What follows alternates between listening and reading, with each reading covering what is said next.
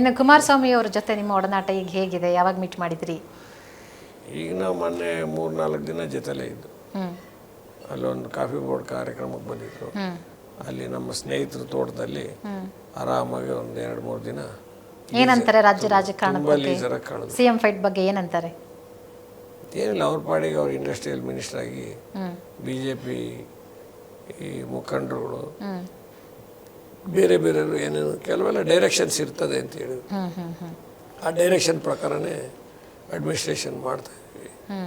ಅವ್ರಿಗೊಂದು ಇದೆ, ನಮ್ಮ ರಾಜ್ಯದಲ್ಲಿ ನನ್ನ ಮಂತ್ರಿ ಅವಧಿಯಲ್ಲಿ ಒಂದೆರಡು ಒಳ್ಳೆ ಇಂಡಸ್ಟ್ರಿಗಳನ್ನ ಒಂದು ಉತ್ತಮ ಜಾಗದಲ್ಲಿ ಹಾಕ್ಬೇಕು ಅಂತ ಅವ್ರು ಭಾಳ ಮಹತ್ವಾಕಾಂಕ್ಷಿ. ಸಿಎಂ ಆಸೆ ಇನ್ನೂ ಇದೆಯಾ ಅವರಲ್ಲಿ?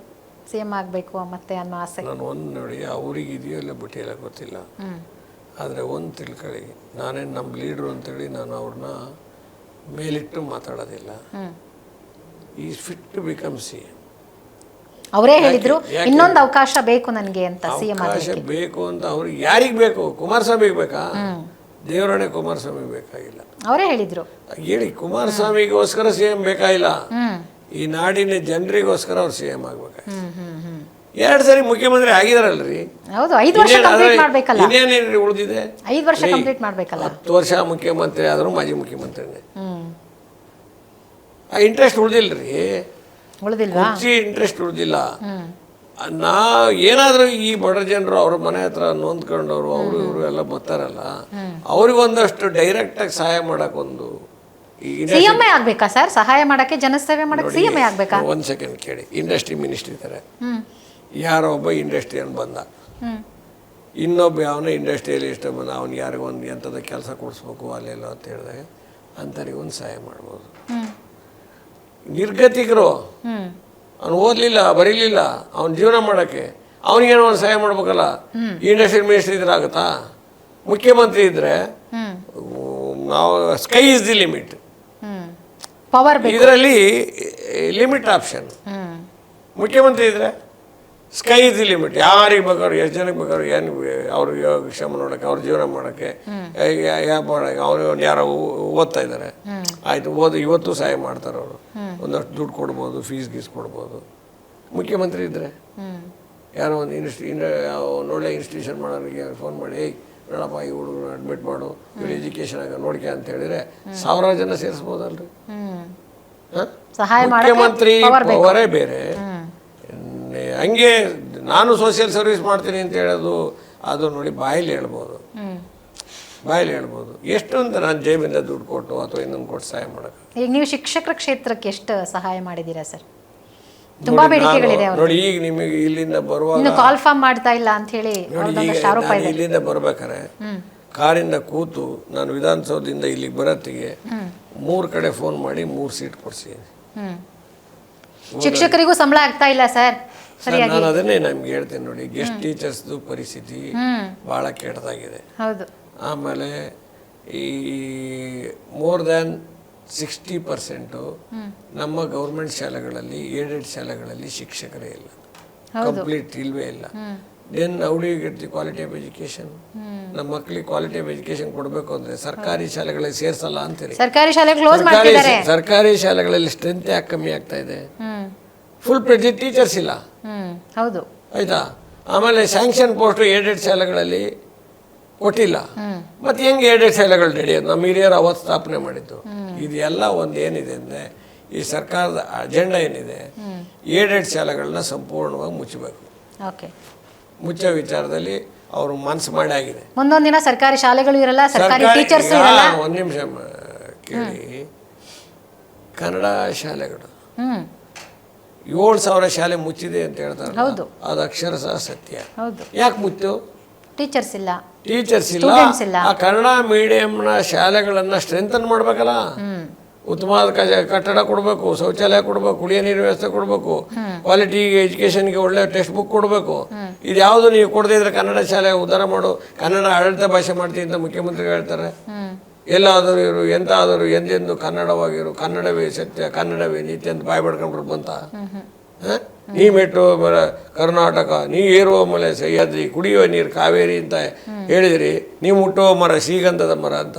ನಮ್ಮ ಮಕ್ಕಳಿಗೆ ಇವತ್ತು ಯಾರೋ ಕರ್ಕೊಂಡೋಗಿ ಅಕೇಶಿಯ ನೀಲಗಿರಿ ಹಳ್ಳಿ ಮರ ತೋರಿಸಿ ಇದೇ ಶ್ರೀಗಂಧದ ಮರ ಅಂತವೆ. ನಾವು ಓದಿ ಸರ್ಕಾರಿ ಶಾಲೆ ಎಲ್ಲಿದೆ ಅಂತ ಹೇಳಿದ್ರೆ ಇವತ್ತು ಗುರುತೇ ಇಲ್ಲ ಸರ್. ನಾನು ಸರ್ಕಾರಿ ಶಾಲೆಯಲ್ಲೇ ಕಲಿತಿದ್ದು. ಸರ್ಕಾರಿ ಶಾಲೆಗಳ ಪರಿಸ್ಥಿತಿ ಏನೋ ಅವ್ರು ಸರ್ಕಾರಿ ನೌಕರರಾಗಿ ಸೇರಿದ್ದಾರೆ ನಮ್ಮ ಶಿಕ್ಷಕರು, ಆದರೆ ಕ್ವಾಲಿಟಿ ವೈಸು ಮತ್ತು ಎಜುಕೇಷನ್ ವೈಸು, ಆಮೇಲೆ ಅವರ ಎಜುಕೇಷನ್ನು ಟಾಪ್ ಇರೋ ಮೆರಿಟ್ ಇರೋರನ್ನೇ ನೀವು ಶಿಕ್ಷಕರು ತಗೊಳ್ಳೋದು. ಸರ್ಕಾರಿ ಪುಕ್ಷಟಿ ಕೊಡಲ್ಲ. ಅಂಥ ಮೆರಿಟೋರಿಯಲ್ ಇದ್ದವರೇ ಶಿಕ್ಷಕ ಆಗಿರೋದು. ಉತ್ತಮವಾದ ಎಜುಕೇಷನ್ ಅಲ್ಲಿ ಸಿಗುತ್ತೆ, ಉತ್ತಮವಾದ ಇನ್ಫ್ರಾಸ್ಟ್ರಕ್ಚರ್ ನೀವು ಕೊಟ್ಟಿಲ್ಲ. ಅಂದರೆ ಸಂಬಳ ಕೊಡೋಕೆ ದುಡ್ಡಿಲ್ಲ ಅಂತ ಕಾಲ್ಫಾರ್ಮ್ ಮಾಡಿಲ್ವಾ? ಅವ್ರದ್ದು ಏನಿದೆ ನೋಡಿ, if you appoint one guest teacher, subject teachers ಇಲ್ದಿರಿ ಯಾರು ಪೇರೆಂಟ್ಸ್ ಭಾಳ ಬುದ್ಧಿವಂತರು, ಈ ನಿಮ್ಮ ಸ್ಕೂಲಲ್ಲಿ ಮ್ಯಾಥಮೆಟಿಕ್ಸ್ ಟೀಚರ್ ಇದ್ದಾರಾ ಅಂತ ಕೇಳ್ತಾರೆ, ಸೈನ್ಸ್ ಟೀಚರ್ ಇದ್ದಾರಾ ಅಂತ. ಇಲ್ಲ ಅಂದರೆ ಅಲ್ಲಿ ಸೇರಿಸೋದೇ ಇಲ್ಲ. ಇಲ್ಲಿ ಕೂಲಿ ಮಾಡೋರು ಇವತ್ತು ನಾನು ಕೂಲಿ ಮಾಡಿದ್ರು ಪರವಾಗಿಲ್ಲ, ನನ್ನ ದುಡಿಮೆ ಅಲ್ಲ, ನನ್ನ ಮಕ್ಕಳು ವಿದ್ಯಾಭ್ಯಾಸಕ್ಕೆ ಹೋಗಲಿ ಅನ್ನೋದು ಮನೋಭಾವ ಇದೆ. ಅವ್ರು ಅಲ್ಲಿ ಹೋಗಿ ಕಷ್ಟಪಟ್ಟು ಅಲ್ಲಿ ಸೇರಿಸ್ತಾರೆ ಸರ್ಕಾರಿ ಶಾಲೆ. ಹಂಗಾಗಿ ಸರ್ಕಾರಿ ಶಾಲೆಗೆ ಸ್ಟ್ರೆಂತ್ ಆಗಿಲ್ಲ. ಈಗ ಅಲ್ಲಿ ಸಬ್ಜೆಕ್ಟ್ ಟೀಚರ್ ಇಲ್ಲ ಅಂದರೆ ಯಾರು ಸೇರಿಸ್ತಾರೆ? ಒಂದು ಗೆಸ್ಟ್ ಟೀಚರ್, ಒಂದು ಸಬ್ಜೆಕ್ಟ್ ಟೀಚರ್ಗೆ ರೆಗ್ಯುಲರ್ ಅಪಾಯಿಂಟ್ ಆದಂಥ ಟೀಚರ್ಗೆ 70,000-80,000 ಸಂಬಳ ಇದೆ. 15-20 ವರ್ಷ ಸರ್ವಿಸ್ ಆಗಿದ್ರೆ. ಗೆಸ್ಟ್ ಟೀಚರ್ಗೆ 8,000 ಕೊಡ್ತೀರಿ. ಒಬ್ಬ ಟೀಚರ್ ಸಂಬಳ 8 ಜನ ಟೀಚರ್ನ ದುಡಿಮೆ ಮಾಡಿಸ್ಕೊಂತೀರಿ. ಇದು ಯಾರ್ದು? ನಾನು ಅದಕ್ಕೆ ಹೇಳ್ತೀನಿ, ಮನೆಯಾಳ ಐಡಿಯಾ ಅಂತೀನಿ ನಮ್ಮ IAS ಆಫೀಸರ್ಗಳದ್ದು. ಮನೆಯಾಳ ಐಡಿಯಾದಲ್ಲಿ ನಮ್ಮ ಎಜುಕೇಷನ್, ನಾವು ಗೌರ್ಮೆಂಟ್ ಶಾಲೆಗಳಲ್ಲಿ ಮಕ್ಕಳ ಎಜುಕೇಷನ್ ಹಾಳು ಮಾಡ್ತಿದ್ದಾರೆ ಅವರು. ಬಟ್ ಇನ್ನೂ 2.5 ವರ್ಷ ಇದೆಲ್ಲ ಸಹಿಸ್ಕೋಬೇಕಲ್ಲ ಸರ್? 2.5 ವರ್ಷ ಅಂದರೆ ನೋಡಿ, ಈ ಸರ್ಕಾರ ಅಲ್ಲ, ಯಾವ ಸರ್ಕಾರ ಬಂದ್ರೂ ಶಿಕ್ಷಣ ಮತ್ತು ಆರೋಗ್ಯಕ್ಕೆ ಒತ್ತು ಕೊಡಬೇಕು. ಶಿಕ್ಷಣ ಮತ್ತು ಆರೋಗ್ಯ it is A constitutional right. ಹೌದು, ಸಂವಿಧಾನಬದ್ಧವಾಗಿರ್ತಕ್ಕಂಥ ಹಕ್ಕು. ಈ ಸಂವಿಧಾನಬದ್ಧವಾದ ಹಕ್ಕನ್ನು ನೀವು ಸರಿಯಾದ ರೀತಿ ಕಟ್ಟ ಕಡೆ ಮನುಷ್ಯನಿಗೆ ಕೊಡದೇ ಇದ್ರೆ ನಾಡು ನುಡಿ ರಕ್ಷಣೆ ಹೆಂಗೆ ಮಾಡ್ತೀರಿ? ಜನೌಷಧಿ ಕೇಂದ್ರಗಳನ್ನು ಮುಚ್ಚಕ್ಕೆ ಪ್ರಯತ್ನ ಪಟ್ಟರು. ಅದು ಪುಕ್ಷಟಿ ಪಾಪ ಅವ್ರಿಗೇನೋ ಮೆಡಿಸಿನ್ ಸಿಗ್ತಾ ಇದೆ, ಅದಕ್ಕೂ ಲಾಬಿ ಇದೆ ಬಿಡಿ, ದೊಡ್ಡ ಲಾಬಿ ಇದೆ. ಆ ಲಾಬಿಗೆಲ್ಲ ಮಣಿಬಾರ್ದು. ಯಾರೋ ಬಡವ್ರಿಗೆ ಎಲ್ಲಿ ಹೋಗ್ಬೇಕು? ಬಡವರಿಗೆ ನಾನು ನನ್ನ ಮಕ್ಕಳು ಬೇಕಾರೆ ನನಗೆ ಶಕ್ತಿ ಇದೆ, 5 ಲಕ್ಷ 10 ಲಕ್ಷ ಡೊನೇಷನ್ ಕೊಟ್ಟು ಯಾವ ಸ್ಕೂಲಲ್ಲಿ ಬೇಕಾದ್ರೆ ಓದಿಸ್ತೀನಿ. ಸರ್ಕಾರಿ ಶಾಲೆಗಳನ್ನ ಸ್ಟ್ರೆಂಥನ್ ಮಾಡಿ ಉತ್ತಮವಾದ ಕ್ವಾಲಿಟಿ ಆಫ್ ಎಜುಕೇಷನ್ ಸಿಗ್ತದೆ ಅಂತ ಹೇಳಿದ್ರೆ ಯಾಕೆ ಸ್ಟ್ರೆಂತ್ ಆಗಲ್ಲ? ನಾವೆಲ್ಲ ಓದಲಿಲ್ವಾ? ಈಗ ಪಬ್ಲಿಕ್ ಶಾಲೆ ಕಾನ್ಸೆಪ್ಟ್ ಯಾರು ತಂದಿದ್ದು? ಕುಮಾರಸ್ವಾಮಿ. ಪಬ್ಲಿಕ್ ಶಾಲೆ ತಂದ ತಕ್ಷಣ KPS ಶಾಲೆಗಳು ತಂದ ತಕ್ಷಣಲೇ ಸ್ಟ್ರೆಂತ್ ಹೆಂಗಾಯ್ತು? ಕಳಿಸ್ರಿ, ಇಂಗ್ಲೀಷ್ ಕಲಿಸಿರಿ ಅಂತ ಗಂಟೋಯ್ತಾ? ಭಾಷಾಭಿಮಾನ ಇರಬೇಕು, ಅಂಧಾಭಿಮಾನ ಇರಬಾರ್ದು. ಹಾಗಾದ್ರೆ ನೆಕ್ಸ್ಟ್ ನಾವು ಮೈತ್ರಿ ಸರ್ಕಾರ ಬಂದರೆ ಈ ವ್ಯವಸ್ಥೆ ಏನೆಲ್ಲ ಸರಿಯಾಗುತ್ತೆ ಅಂತ ಎಕ್ಸ್ಪೆಕ್ಟ್ ಮಾಡ್ಬೋದು? ನಾವಂತೂ ಒತ್ತಾಯ ಮಾಡ್ತೀವಿ ಶಿಕ್ಷಣ ಮತ್ತು ಆರೋಗ್ಯಕ್ಕೆ ಒತ್ತು ಕೊಡಿ, ಕೆಲಸ ಮಾಡಿ ಅಂತ. ಬಟ್ ಇವತ್ತು ಅದಕ್ಕೆ ಬಡ್ಕೊಂತ ಇದ್ದೀವಿ. ನಮ್ಮ ಅರಣ್ಯ ರೋಧನ ಆಗಿದೆ ನಮ್ಮ ಕೇಳ್ತಕ್ಕಂಥದ್ದು. ಆದರೆ ನಮ್ಮ ಸರ್ಕಾರ ಬಂದರೆ ಖಂಡಿತ NDA ಸರ್ಕಾರ ಬಂದರೆ ನಮ್ಮ ಮಾತು ಕೇಳೋರು ಇದ್ದಾರೆ, ಅದನ್ನು ನಡೆಸೋರು ಇದ್ದಾರೆ, ಕಾರ್ಯಗತ ಮಾಡಿ ಆ ಕಾನ್ಫಿಡೆನ್ಸಲ್ಲಿ ನಾವು ಹೇಳ್ತೀವಿ ನಾವು ಮಾಡಿ ಅಂತೇಳಿ. ಶಿಕ್ಷಣ ಆರೋಗ್ಯ ಸರಿಯಾದರೆ ನೀವೇನು ಕೊಡಬೇಕಾಯ್ತಿಲ್ರಿ. ಈಗ ನೋಡಿ, ಒಬ್ಬ ಮನುಷ್ಯನ ಮನೆಯಲ್ಲಿ ಒಬ್ರು ಯಾರೋ ಅನಾರೋಗ್ಯದಿಂದ ಕೆಟ್ಬಿಟ್ರೆ ಅವನಿಗೆ ಇರುತ್ತೋ ಇಲ್ವೋ ಗೊತ್ತಿಲ್ಲ. ಅವ್ನ ದುಡಿಮೆ ಎಲ್ಲ 10 ವರ್ಷ ದುಡಿದಿದ್ದೆಲ್ಲ ಒಂದು ಆರೋಗ್ಯಕ್ಕೆ ಹಾಕ್ಬಿಟ್ರೆ ಅವ್ನು ಹೋದಾಗ ಮತ್ತು ಆರ್ಥಿಕವಾಗಿ ಮೇಲೆ ಬರೋದೇ ಇಲ್ಲ.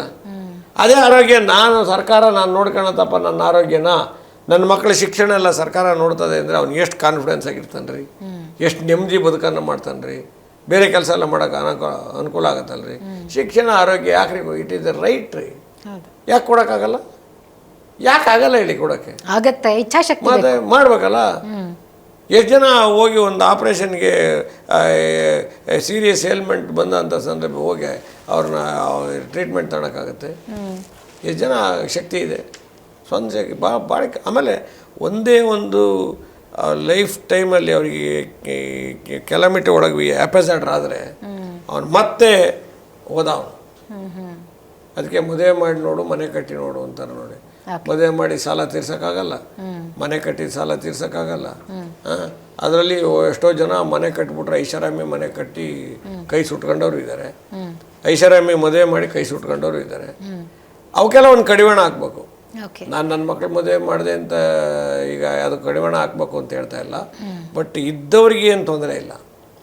ಇಲ್ಲದೇ ಇದ್ದರು ನಾನು ಮಾಡಿದೆ ಅವ್ರ ಮನೆ ಹಂಗೆ ಮದುವೆ ಮಾಡಿದ್ದಾರೆ ಯೂನಿಯನ್ ಆಗಿದೆ ಇವ್ನು ಮಾಡಲಿಲ್ಲ ಅಂತ ಇನ್ನೊಬ್ರು ಲೋಕ ನಿಂದನೆಗೋಸ್ಕರ ಅವನು ಒಂದೇನೋ ಮಾಡೋಕ್ಕೆ ಹೋಗ್ತಾನೆ. ಅದಕ್ಕೊಂದು ಯೂನಿಫಾರ್ಮಿಟಿ ಮಾಡಬೇಕು. ಓಕೆ. ಫಾರಿನ್ ಕಂಟ್ರೀಸಲ್ಲಿ ಇದಾರು ಮಾಡ್ತಾರಲ್ಲ 500 ಜನ ಮೇಲೆ ಸೇರಂಗೆ ಇಲ್ಲ ಅನ್ಬೇಕು. ಮುಗೀತಪ್ಪ, ಕಿತ್ತಣ್ಕಿನ್ ಬಂದಾಯಿತು, ಬ್ಲಡ್ ರಿಲೇಟಿವ್ ಬಂದಾಯಿತು, ತಾಳಿ ಕಟ್ಟಿರೋ ಮುಗೀತು. ಅದೇ ದುಡ್ಡನ್ನ ಉಳಿತಾಯ ಮಾಡಿಕೊಟ್ರೆ ಅವ್ರ ಗಂಡ ಹೆಂಡತಿ ಸಂಸಾರಕ್ಕಾಗಲ್ವ? ಅದ್ದೂರಿ ಮದುವೆಗೆ ನೀವು ಅದ್ದೂರಿ ಮದುವೆ ಕಡಿಮೆ ಆಗ್ಬೇಕು. ಓಕೆ. ಆವಾಗ ನೋಡಿ ಏನಾಗುತ್ತೆ, ಉಳ್ಳವರು ಸಿಂಪಲ್ ಲೈಫ್ನ ಶುರು ಮಾಡಿದರೆ ಆಟೋಮೆಟಿಕ್ ಅವನಿಗೆ ಬ್ಲೇಮ್ ಮಾಡಲ್ಲ ಯಾರು.